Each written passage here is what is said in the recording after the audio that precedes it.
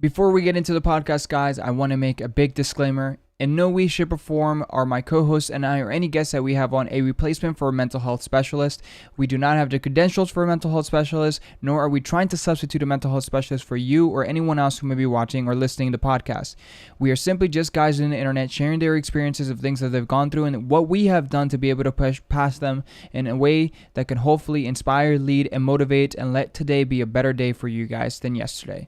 And as a reminder, if you do want to catch the live segment of this podcast, don't forget to stop by our Twitch channel, twitch.tv/Think Theory. We are live with the podcast every single Monday at 6:30 p.m. EST. And if you want more content, check out our YouTube channel, also under the Think Theory name. We post there weekly, and I hope you guys enjoy the podcast. Welcome to episode number 2 of the Think Theory podcast, featuring yourself, your boy, the host, Brayan, and our co-host, Nelson.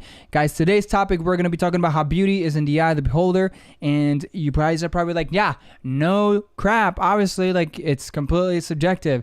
Listen, you know how many times I've had so many people, like, they're just talking about, oh yeah, this person so-and-so is a great, they have great characteristics, you know, great personality and everything, but like, they're not an unattractive individual, but they're just not attracted to them. And like, society's like, what are you talking about? Are you saying they're ugly? And like, they get so offended. Like, I am a firm believer, okay, that everyone has limits to the physical attraction of someone. And that goes for, you know, whatever side of the spectrum. You know what I mean? Does that make sense to you? Yeah, that makes sense. Like, it's just, I don't know. Like, I personally feel that every single one of us has a limit to what we consider to be attractive, you know, and there's nothing wrong with that. But I feel like so many people nowadays get so offended when you call someone unattractive because they're unattractive to you. Like, that's not bullying. I mean, granted, people do bully. People do bully. That's not bullying. Oh, I wasn't for that, but continue. Oh, okay. Gotcha. I got something like that. Okay. Well, go ahead, chime in. Sheesh, you know, full send. Yeah, I mean, what I'm going to install into this, because yes, whenever you say, "Oh, that person's not attractive," you kind of get this like the look. But also the energy that comes with it is like, why you gotta say that? You know? Right, like the attitude. But at the same time, I kind of feel like guys almost joke about that within each other, and women just do that constantly with guys. So it's kind of like yes, that does happen, but also there's a certain narrative where that's almost okay in society. But continue. That's just me. What do you mean? Don't like full send it. Okay, explain. Yeah. Full send. I honestly feel like men have the shorter stick with all of this, because I mean, you hear it all the time where it's like, men, right? Am I right? Women say that all the time. So when it's like, oh, this person's fairly attractive or this person's not fairly attractive, I'd probably say like 6 or 7 times out of 10 when a girl is saying, oh, that guy's not attractive, they'll just be like, yeah, that's fair, rather than being like, how dare you say that? There's not that for certain men, I feel like. But do you think though that I feel like that only happens though because, like, I'd say recently this has been the narrative, but I feel like I'd say over the past like 5 years, guys have definitely been in the same category where like society kind of tells them, or not society, but people want him to look a specific way. You know what I mean? And whatever that may be. But like, for example, okay, I can tell you, especially, this is just speaking from the people that I'm around, you know, people that I work with and stuff like that. Like, they have different variations of what they find attractive, right? Like, society says multiple different things that guys can look multiple different ways, right? For lack of better words. They don't have to just be muscular, like the dad bod, you know, you hear that all the time, the dad bod's in and stuff like that. But like, I feel like with women, like, women feel like guys look at them and they have to look one way, which is fit, curvy, and all that, right? And like, I don't know, like, I feel like that's kind of the same thing, but like what you were saying, it kind of goes both ways though, not just one.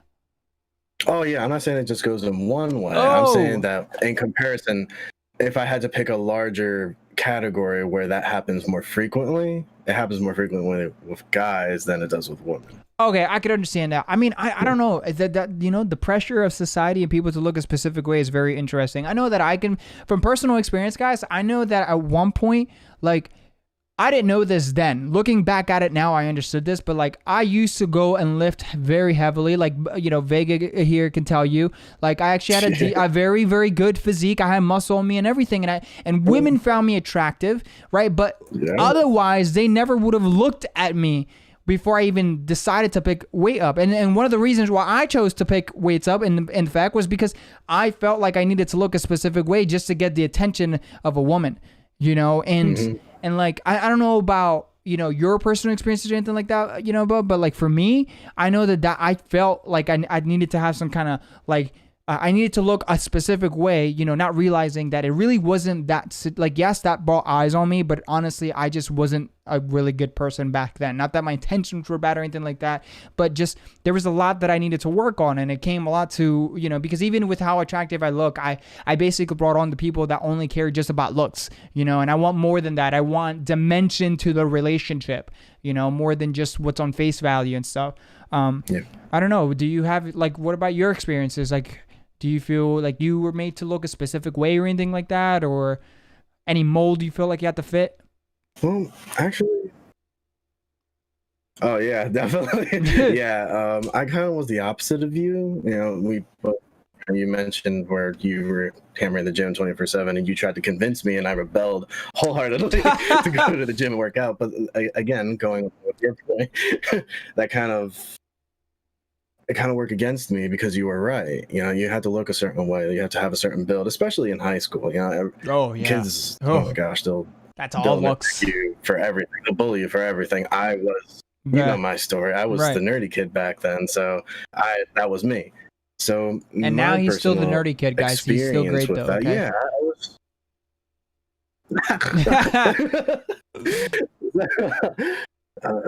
Yeah, you have a fair point there, and you have a right point there, because it's almost as if you have to fit a certain mold.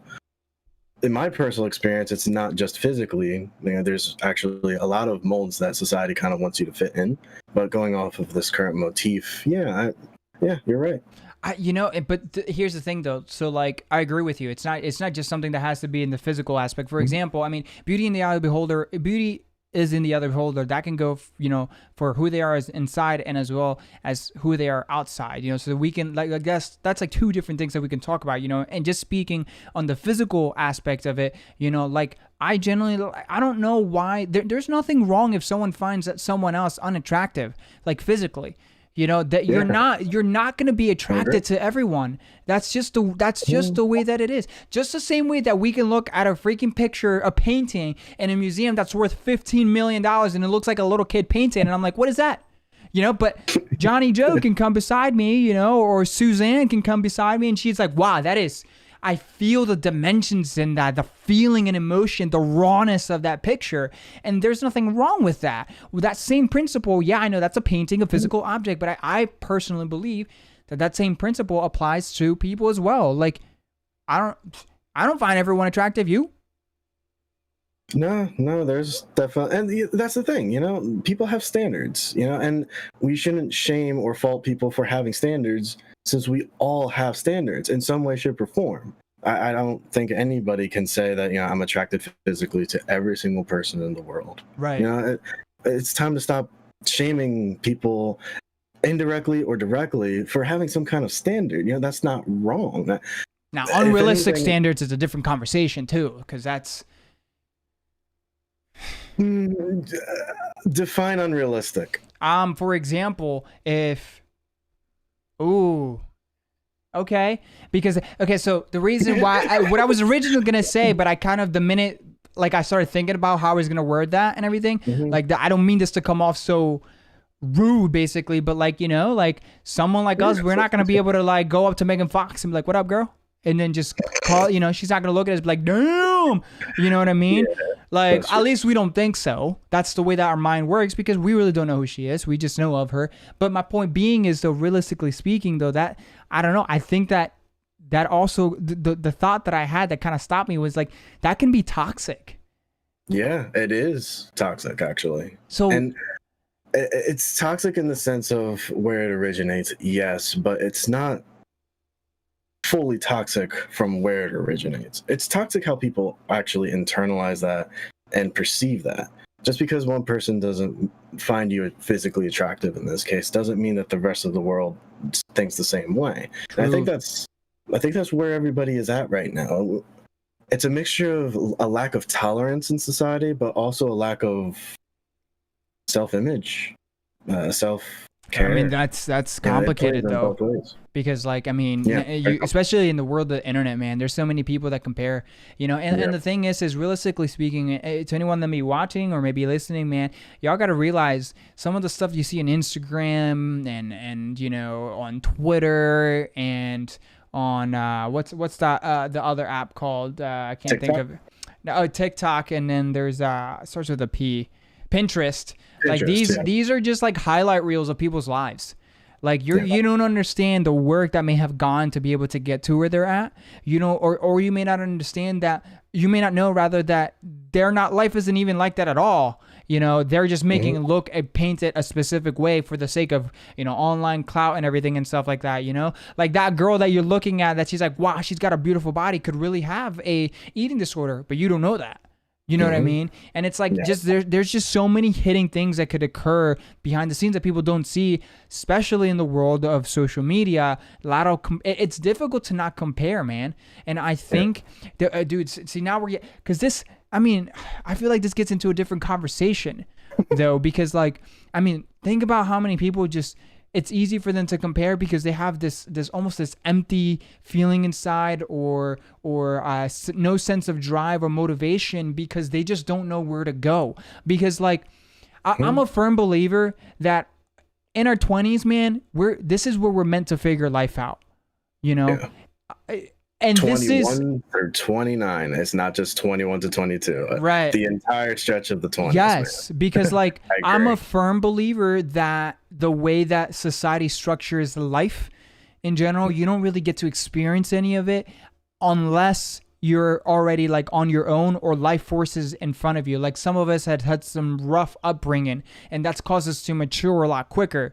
Like I'm an example of that. Many of you guys know that I come from a broken family as well. I love my family to death now. We're great now, but at one point we were very broken. We struggled, Veganator could attest to that as well. But there's also people that, have the quote unquote ideal life, meaning that they're well taken care of, they go to college, are part of the popular crew or whatever, and they have a good social life, and they've never really experienced anything outside of that bubble until they get into their 20s and they're in college. They're really experiencing a higher level of responsibility, and and I feel like that. I feel like that is when life really starts to take a life. Your life begins to take a life of its own, how it should have, many years ago. And what I'm trying to say with that is I guess I feel like it's so easy for a lot of people to feel like they have to compare themselves to other people or what they see in social media because they're looking at where they're at right now and they're not where they want to be, and they're like, wow, this person is half my age and they did it, why can I not? Like that, because you can make, just like you edit a YouTube video, man, you can make it look and do and behave any kind of way you want to, and give the impression of something else. So I don't know. True. I kind of feel like that's a forced ideology as well, subconsciously, not consciously. Like, it is so easy to sign up for some kind of social media, and then, oh, my friend's on it. Oh, this friend's on it. And then soon you have like 300, maybe 100 you mean more like a force, like a social pressure?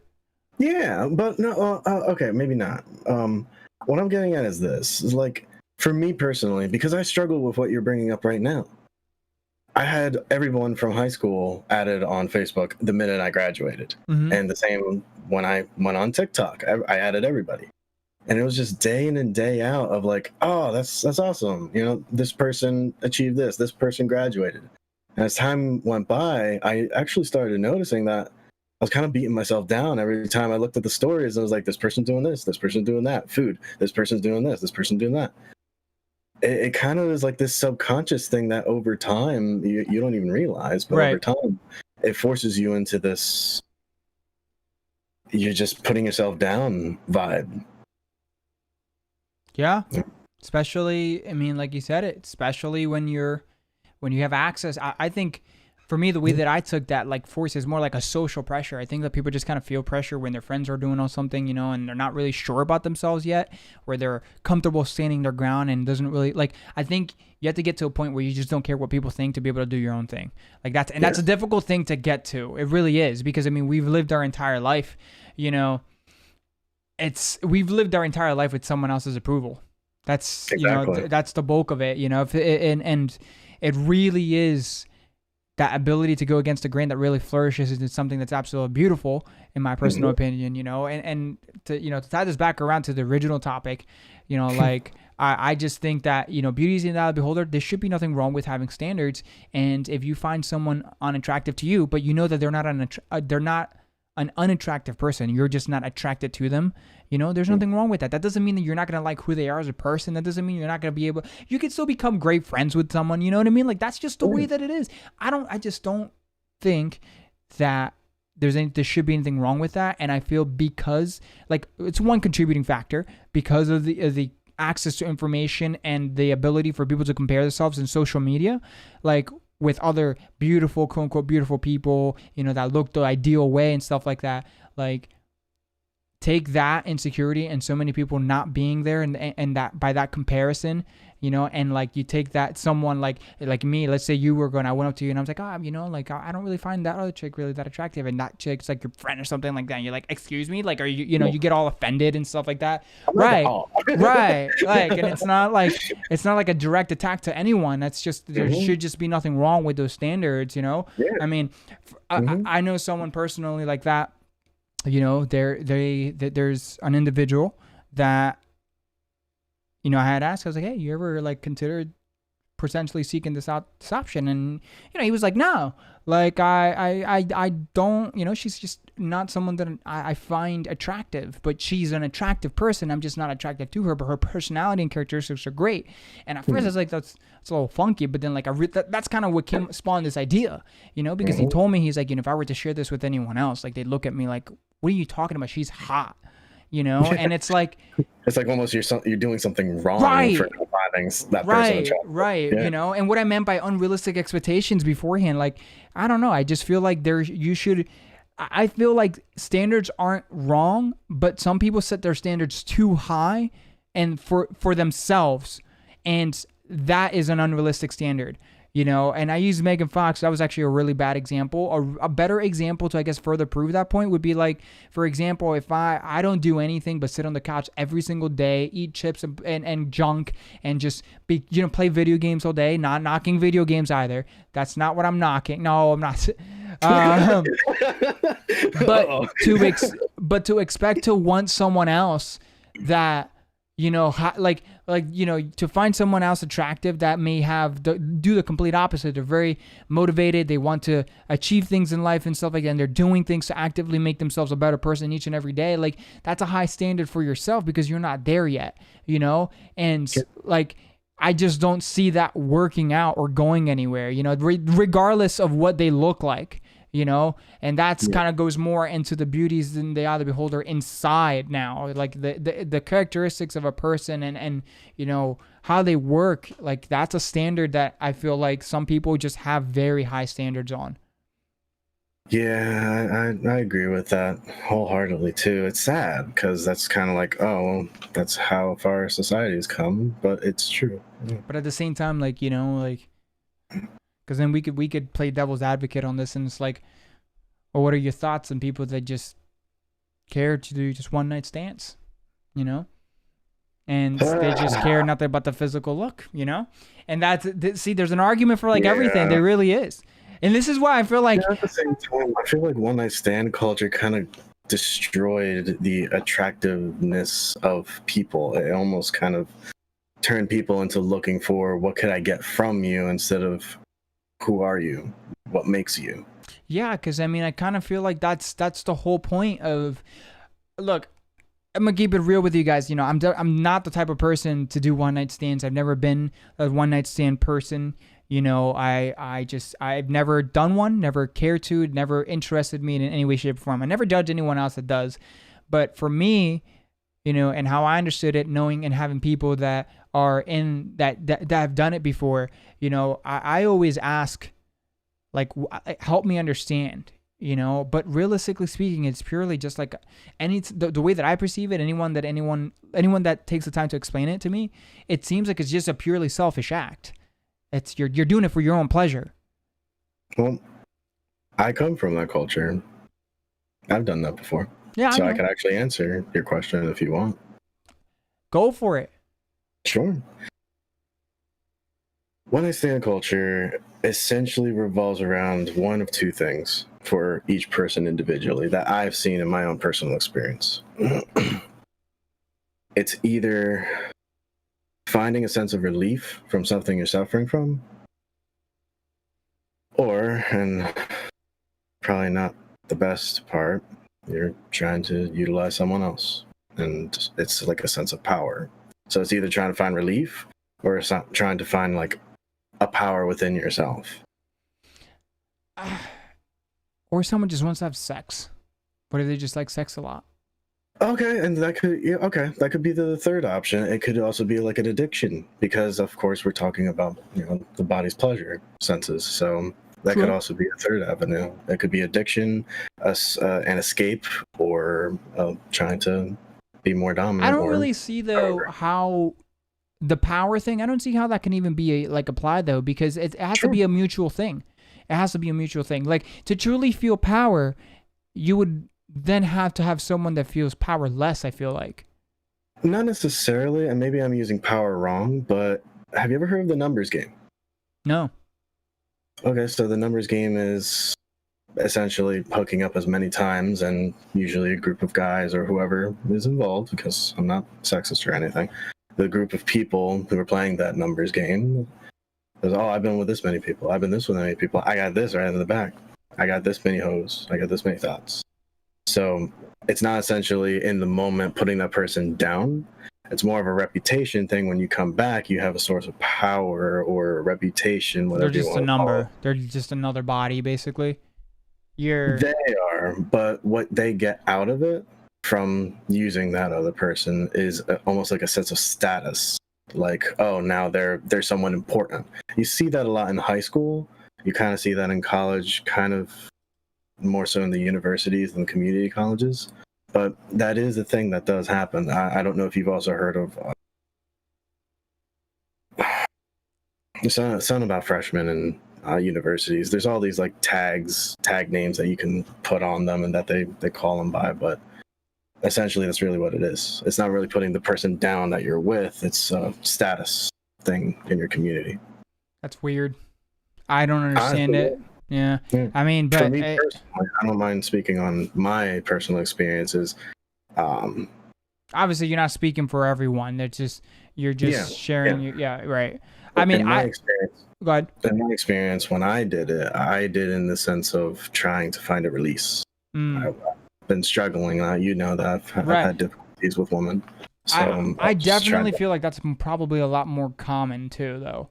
Like finding like using sex or even any form of like sex, using alcohol or even drugs as a form of an escape.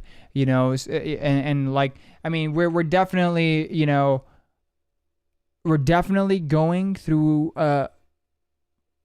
I think an era in time where this is publicly more common because that's very common. Yeah. Right, like because I'm one night stands have always been a thing. You know what I mean? Like we just didn't have the technology and media to connect everyone, and people can film everything and anything from their phones and stuff like that. True. It didn't get around as easy as it can. And now you have people that clearly are open to selling their body, which there's nothing wrong with that if that's what you choose to do. So like there's clearly one night stands that occur and all those for the sake of the content because that's their business model or that's the business like OnlyFans and stuff like that. Which to each their own. But like I definitely feel like we're definitely going through a time frame where that's a lot more publicly common, and stuff like that. And like I personally think that is, I don't know. I mean, it's demeaning because here's the thing. I'm not against one night stands. Like if you're someone that wants to do it, do it. My biggest thing, it's all about, it has to be a mutual thing. It has to be a mutual thing. It Yo, what's up, Yeah. Eve? I can't. Wow. IVX. I'm sorry. That's a number. That's a Roman numeral, isn't it? I think that's a Roman numeral. IVX, IV I 14. butcher that. Huh? It's IVX, is it? I don't know. IVXN. I butchered it. Hello. Okay, Epiphany in the chat says the reason that I went through that phase of one night stand was because of out of long-term relationship, and it made me feel as I've wasted my time in that relationship, and I used the phrase of just wanting to have fun and not wanting anything serious. I was afraid of getting back into another relationship. Oh, Ivan. And instead, you put an X in it as for the A. Wow, butchered that. What's up, Ivan? How you doing? All right, sorry to go back into the topic. Yeah, I definitely think though that this is something that is just more publicly, it's more accepted. And again, I'm not against people who want to do one night stands. I'm not against anyone who wants to go ahead and do that. It's just. I just feel like for me, the biggest thing, it has to be a mutual thing. I personally believe, though, obviously, that there should be, I don't believe that there's sex where someone doesn't get attached to some degree. That's just me. What? I've seen that personally where they're so cut off. But I've seen the opposite of you. So sorry. Stop. No. Interrupt me. We're gonna go back and forth. Now let's just go back and forth. Let her roll out. No apologizing. I've seen personally where certain people could just be so cut off. It kind of goes with the power or the reputation thing that I was talking about before, where they're so cut off emotionally that it literally is in the sense of just using what's in front of you. See, okay, and I'm the type of person that I feel like, okay, just because you see that in front of you, that doesn't mean that's what's going through their mind. I'm talking about the feelings and emotion that people can very easily and well hide. But you're never gonna truly know their thoughts that go in through their mind and stuff like that. And that's why, because I just don't believe that there's just, unless they are either a sociopath, psychopath, or have some form of a severe disassociation disorder or something along those lines. I just don't think that the human mind works that way. But or rather the human spirit works that way. So that I don't really, I don't know too much. Yo, Ivan, thank you for your freaking Twitch Prime. Appreciate you, brother. Sheesh, drop the follow and oh my gosh, I gotta update stream elements. Yo, thank you for the Twitch Prime. Appreciate you. Thank you for stopping by, coming by, dropping us a follow as well. We're just in the beginning part of the podcast. Take a seat. Let's hang out. Yeah, we're just vibing. So you're more than welcome to chime in and stuff like that. Mm-hmm. But yeah, I just don't believe that there is, spiritually, I guess speaking, in the spiritual sense, I don't believe that there are people that can just go ahead and do that without. You actually found me on Instagram. No shot. Yo, appreciate that. Let's go. I randomly came up on my reels. Yo, that's awesome. Hey, okay, I see that's working. That's the move. Yeah, I appreciate you taking the time. We do this podcast every single Monday at 6:30 p.m. EST. This is actually the second episode. We did have one last week, which was the file got corrupted, so this is technically episode 3, but it's actually episode number 2. Yeah. So, but we kind of just, we go all sorts of things. Sometimes, I think at some point we're probably just not going to have a topic and we're just going to roll with it, honestly. Because it's really difficult for us. We bounce so many different ideas back and forth. It's difficult for us to just stick in one topic, The original topic is beauty's in the eye of the beholder, And I had said that there's nothing wrong with that. Veganator here, or his name is also Nelson, and we also call him Bub. He's got a few nicknames, but his thought was saying that there's nothing wrong with having standards. Standards are people shouldn't look at you weird if you find someone unattractive because they're not to what you seem, or your standard rather, what you your definition of beauty, right? And I was saying that, I agree with him. But I feel like nowadays people get so offended if you look at someone and it's oh, it's not that they're not attractive. I just don't find them attractive. And they're like, excuse me. Wow. But okay, cosa, And there just should be nothing wrong with that. So, and then we started talking about the pressure of society with, people comparing themselves on Instagram and Twitter and stuff like that, because, they compare themselves to all these people that have these extravagant lives, and they're really looking at the highlight reels of their lives. If it's even real, and it's so easy to compare yourself, especially when you're at a place within yourself that you kind of feel like you're stalling out, you don't really have a drive or a motivation or even a direction to go, and you stop to really quick kind of put yourself down almost without really noticing. And it happens over time and stuff like that. And now we're talking about one night stands and stuff like that. My take on the one night stands was that I just don't believe that there's someone that you can have a one night stand and just be that you can have a one night stand and there isn't any form of attachment whatsoever, unless you have a genuine, like you're a sociopath, psychopath, has some kind of intense disassociation disorder or something like that. That's my take on it. My take on that is there's so many examples within like prostitution, escorts, where they kind of just come together, they do their thing, and they go. Okay, well, see, prostitution is way different. Prostitution, a vast majority of prostitution is not voluntarily. It is literally trafficked individuals, and that doesn't count, because at that point your mind is in a survival state of mind where there's no emotion.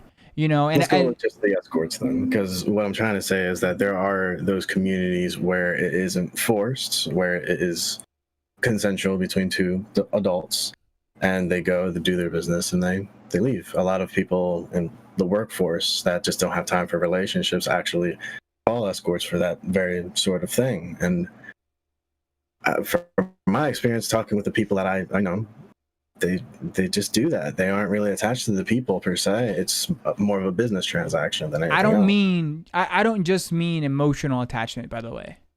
Yeah, spiritual attachment. There's just a connection with someone else. Just in general, right? Like they could choose to do this with anyone else, but they keep choosing the same person, because there's some kind of something there, or the same group of people. Mm-hmm. I've seen the opposite. Yeah. Huh. Interesting. Yeah. I still strongly disagree. Bite me, It's like, yeah, that's just my take on it. I mean, hey, we respectfully disagree. Nothing wrong with it, but that's obviously speaking on your experiences as well, and me speaking on my own. So there's definitely going to be bound. I think this is the first disagreement we've had. Wow. The horror. No, this is the first disagreement that you've seen between us. True. No, that's the beauty of these kinds of things, because that's what the whole point of think theory. Let's talk. Let's have a discussion. It's just a discussion. When they disagree, it's fine. Oh, a lot of the times, either why people stick with the same person as people comes from either comfort or ease of access. But I see. Okay, maybe that's when I say attachment. I consider those things to be a form of attachment. That's chat. Yeah, Ju said a lot of the time people stick with the same. A lot of time, why people stick with the same person / people comes from either comfort or ease of access, and for me, those are forms of attachments. Like, I mean, truly, like just completely no way, shape, or form. But I guess in this particular, saying it out loud, I'm gonna actually disagree with myself there though, because it's just that's not really, an attachment. Like I can. Like I can get breakfast in bed if I go in a hotel room, or I can go to a restaurant. Breakfast in bed is more convenient. That doesn't mean I'm attached to breakfast in bed, And it's kind of that same transaction. So I can see that. Those eggs, that bacon. Yo, we don't talk about. Listen, we went to Vegas, guys. Listen to this. We went to Vegas. This was like 5 years ago. We went to Vegas, and my fiance and I, we were just dating at the time. Literally, well, I guess we're still. You get what I mean. But anyways. We ordered breakfast in bed for 2 days in a row. That breakfast in bed consisted of the same thing. It was a bananas, like diced bananas on pancakes with bacon and eggs and coffee and juice. $110 for 2 days. That's worth it. Pay it. Take my money. No, we paid it. It was totally worth it. But it was just $110. You know what they charged me for one banana? $5. What's that? I get those for like 99 cents. It's literally it's like 29 cents a pound or something like that. Yeah, dude. Yeah. But I mean, that's Vegas, That's what you get. But I I think though, to kind of go back into it, like I just Mhm. generally think that overall, there's a lot of people that tend to. I think that there's more people that hide their emotions while doing this, and there are people who genuinely can have the ability to disassociate those emotions. I And I agree with that. think, and it's not an easy thing to do, For the most part, yeah. Hugh Gopla says in the chat, he says, I agree with the comfort aspect is a form of attachment, but ease of access is a bit iffy. On one hand, you attach because you know you can get your way with the person/people, but on the other hand, emotions aren't genuinely available if you're only going to a person because they're easy. Well, it depends though. Like at that point, I feel like we would have to sit and analyze what really drives someone to do something. Is it a thought becomes an emotion and an emotion becomes an action? Like how is there an actual, I wouldn't be able to say anything to this. I don't know if there's an actual step process by this, but I've heard the saying that your thoughts become, That's subjective because like you're asking, well, what drives you in this certain situation? I feel everybody will have something different to say. But There might be similar I feel parallels. like it starts with a thought though. Okay, so now I'm gonna speak from my experiences as someone Mhm. who's obviously, you guys know I'm very transparent, as someone who deals with the pornography addiction and is actively trying to fight that, someone who's a survivor of sexual abuse and all that. I've been through a lot, I come through from a broken household and I've had to learn a lot of things, but none of which would have ever happened or occurred if the thought never rose in my mind. And then those thoughts they provoked an emotion out of me to then cause an action to happen. I don't know if I don't know if everyone's mind works that way, but like I feel as though it should, because without a thought, how are you just acting? You kind of have to put some brain power into it, unless it's something that's like, you don't have to think about, like breathing and blood circulating through your body. That kind of happens naturally, automatic, for lack of better words. I don't know. I think that. What about you? What's your take on it? You're conjuring up something over there. You see the smoke? I agree. Yeah, I think everything starts with a thought. I do believe that there are some things that you do on impulse, or that there are things that just pop up and you find yourself. It's a whole complex, or the whole conundrum of like, how did I get in this situation? Sometimes I've never had there that. are actually. I've had that plenty of times, man. But that's what I'm saying though. Okay, Like, but see, let's take you into consideration. All right, so we're gonna peel back a little bit of the layers. We're gonna be a little bit honest here. I consider. I don't. No, okay, not that. Keep your shirt on. Keep your shirt on. I consider, in my personal opinion, that one of the things that you have strongly lacked is your ability of your self-awareness. Right? And that's something that you've been developing and focusing and becoming really good at, and actually learning how to pinpoint thoughts and where things are coming from over the past year or so. And, I feel like, I've personally never had, I lied. Okay, let me rephrase that. I've clearly had those moments where I was like, wait, how did I get here? But in my late teens to now life, I haven't had that, because everything that I do has been purposeful. Everything that I've been, I've put thought into it before they became something where I just kind of walked through it. And I feel like the reason people end up, in my personal opinion, the reason why people end up in situations where like, how the hell did I get here, is because they don't have the self-awareness to think before they do. They just let their thoughts control their body in full force. Actually, in the chat, Epiphany was saying some Dr. Joe Dispenza talk there. Dr. Joe Dispenza is an incredibly fantastic neuroscientist. He studies the mind. A lot of people consider him to be someone who successfully linked the physical world with the spiritual world through neuroscience. And I love a lot of his work. One of the perfect things what I mean by that I'm going to use to, I guess, strengthen the point of how did I just get here, is a lot of the times many of us wake up and we're literally repeating everything we've been repeating. Our brain is just an entire storage of the past. And when we wake up, if we're not trying to define, you got to define your future by a vision of the future, not a vision of the past. And a lot of people are waking up going through an automatic process of their life because their mind is set on the past still. They wake up feeling the same way that they have been feeling, if stuck in a routine, thinking about the past. Nothing's really changing, but they can kind of acknowledge that they need change but don't know where to start because they've been doing it for such a long time that their body is almost just automatically responding to it, right? And why I'm saying that is because I feel like that's a lot of the people that just end up like, well, how the hell did I get here? You know, where they're not actively putting thought into what they're doing. I can see that. Yeah. Yeah. I agree.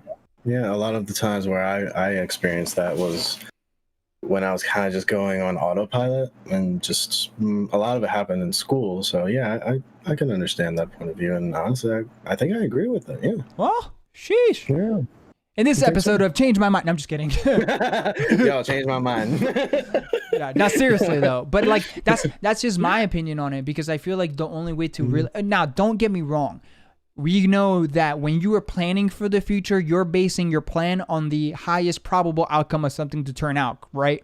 And realistically speaking, you don't know what the future is going to hold, and something can occur that one thing leads to the other, and that's not what you intended to do because we can't control the future. We don't know what the future is. Just purely an imagination. It really is. It is just an imagination that you romanticize about, you know, whatever that may be, and you're trying to do your very best in the present to get there. You know, but I think that it's key to be present in the moment and really put thought into things that you do, you know, and then, you know, do it. I'm a firm believer that things start with a thought. Hugopolis in the chat says, people get too comfortable. They stop progressing because they keep reaching for or trying to recreate a good time of the past. But by doing that, they are failing to realize what we do today to influence our tomorrow. We can't get those past moments back, but we can create new ones. Amen to that. I agree with that 100%. And as someone, again, I'm big on self-improvement because I've realized how much time I've wasted by not trying to improve myself. And I'm not saying that there's anything wrong with looking at the past. There's good memories in the past. Reach for them when you're feeling bad. Make yourself feel good. Put yourself in that situation. There's nothing wrong with that. But think about how many better memories you can create, you know, instead of trying to recreate that. Comfort is probably the key thing there. I think too many people get comfortable. And it's like, you almost don't realize it till it's too late. Well, yeah, I was one of those people. You definitely know better than anyone. Actually, share your story. Go ahead. I got comfortable. You know, I grew up in a household where I call it, I had two sets of parents, but really I had a mom and a dad and a brother and a sister who were very protective of me. So I mean, it's not like I wasn't, you know, spanked, you know, whenever I did something wrong, you know, I suffered for it. But ultimately, I had everything that I needed in my past. So comfort became what I relied on. And it's just been this veil in front of my face. You're absolutely correct that sometimes you need to be a little uncomfortable in order to achieve the imaginations of the future to make them your reality for tomorrow or the next day or whatever that happens. It's not easy though. Oh, it's not. I'm 27 now, and I'm just learning this probably 2 years ago when you reached out to me. True. I lived all of my life essentially just surviving off of comfort rather than, you know, pushing myself to go to the next tier. You know, and it's not like I wasn't growing, but I wasn't growing at a rate that me now would consider acceptable. Right. Me, I would have pushed my younger self. That's actually a funny thing that you mentioned that a friend of me asked me, yo, if you could go back in time and just meet anybody and just talk to them for like 1 hour, who would you go back in time to? And I was like, all right, well, you have to answer first. And he was like, I probably maybe Abraham Lincoln, or maybe like a couple of political figures, because he's really into politics. I told him I wouldn't meet anybody but myself. I go back in time and I talk to me. Amen to that. I just there's a certain level of growth. You know, I've gone through college. I've had a number of jobs. I've met a lot of different people, had a lot of different relationships. But when you reached out to me 2 years ago, I didn't really realize how closed-minded I've actually been.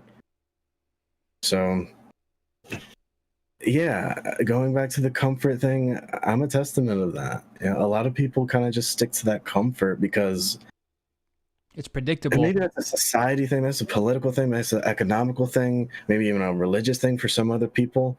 but it all kind of ties into that the world that you're now subjected to, and in this world, it's a little bit too much. Yeah. Yeah, I see a lot of people on TikTok, a lot of people on TikTok where they're making like videos or yo, if you're in your 20s, like this is for you. If you're not, just and then the video cuts to the next segment where it's like, yo, what are we doing? Oh, I Like, saw that. Yeah. what do we do? And kind of going back to that point that you had brought up before, I think it's just comfort. We come from a system where high school, we had a regiment, we had Routine. goals we had a routine, we had goals that we needed to get to in order to get to the next level, and we had a certain amount of punishment that we would suffer if we didn't. Then all of a sudden, when we got to college, it was kind of this. It's kind of the same thing, honestly. I wouldn't even say it's upon yourself at that point. Maybe in the university level, it would be more on the person. But all throughout our collegiate experience, it never taught us to actually live our life, discover who we are. It never taught us how to really think for ourselves, only to kind of follow the leader. But like, it's difficult to teach that, right? Because as someone, here's the thing. The military does a really good job with that. We make leaders all the time out of our soldiers. But that doesn't mean that they're good leaders. It doesn't mean that they're not leaders. In my experience, it's better you want good leaders because you don't want the blind leading the blind. Just because someone has the title of a leader, that doesn't mean that it makes them a good leader. And you're right, the military does a great job at making that system of making it black and white and making someone grow and stuff like that. But at the same time, to the wrong person being forced in the military, that could be traumatizing. I agree completely. I never said that the military makes good leaders. I said the military makes leaders. Whether they're good or bad, that's very subjective, different circumstances.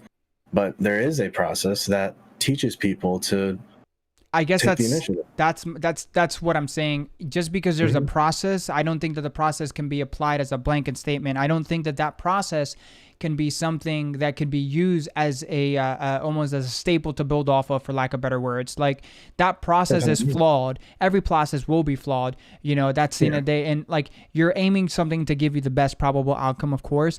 But I'm not the type. Here's the thing. In the military, when you go, you're volunteering that. But if we use the example of other countries, I believe Romania does this. I could be wrong.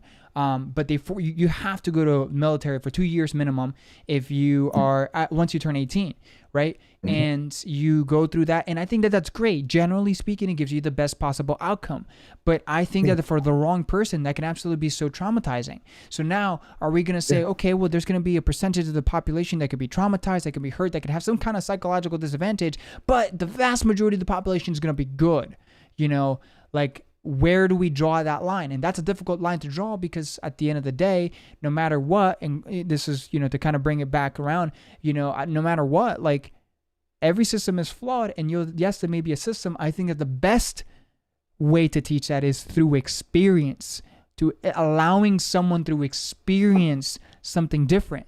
And I don't think that that's not a viable thing that can be taught very, very well, in my personal opinion, in high school, where it's really important. Yeah. If anything, the universities and the collegiate level of life, they try to do that by giving the students as much freedom as possible, but I don't think the students kind of see it that way. I don't think they see it as a time of growing. They kind of see it as a time of stress. I mean, the freshman, honestly, the freshman piece 15 is a thing, where you gain 15 pounds your freshman year because you're just eating whatever you can. You're trying to get as best grades as you. I mean, it's a stressful thing, It's I don't think that I agree with you that was what it's intended to be. But like, how are you expecting someone who's never experienced freedom, or if they did, it's very limited freedom, how are you expecting them to even know what to do once they experience all that freedom? Literally a limitless level of freedom, an untamed level of freedom, unless they've... Go ahead. From that personal experience, me in that current situation right now in my life, I don't know how to answer that. Actually, you know what? I think I do. I think I do.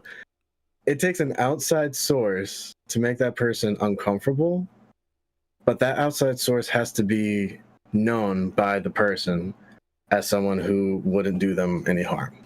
There has to be trust between. It's a mentorship. It's what that is. It's basically a mentoring system that would need to happen, and that a successful mentoring system occurs when there's trust between the two, of course. So I definitely do agree with you on that there. You know, I mean, like specifically, you know, for me, here's the thing though. So like, I had to become, you know, mature at an early age, and it's a blessing and a curse at the same time. Because I think I got exposed to the traditional things, and I'm using that in quotations, that the vast majority of people are going to experience, you know, where, you know, you're going to have to pay bills, and not just like your phone bill or anything, like, you know, like rent and stuff like that. You got to keep food in the fridge, you know, you got to help out this and that and stuff like that to be somewhat a provider. And I had to experience that at an early age, you know, well, earlier age than most people do. You know, and the way that I see that, you know, that same result comes from young parents, where there's a deep emotional connection between them and their child most of the time, and it kicks in this survival mode that engages that I need to do this, and then I need to provide for my kid, and they develop responsibility through consistency, right? For someone who's generally caring, because there are parents, of course, that are not ideal parents, people that are young as well that don't care, like. There could be a contradiction for anything really that I say, you know, but that same survival instinct is kicked in the military as well. That's what you're forced into to survive, and you're trusting the people that are leading you because of their experience to build you into a soldier and be a good leader.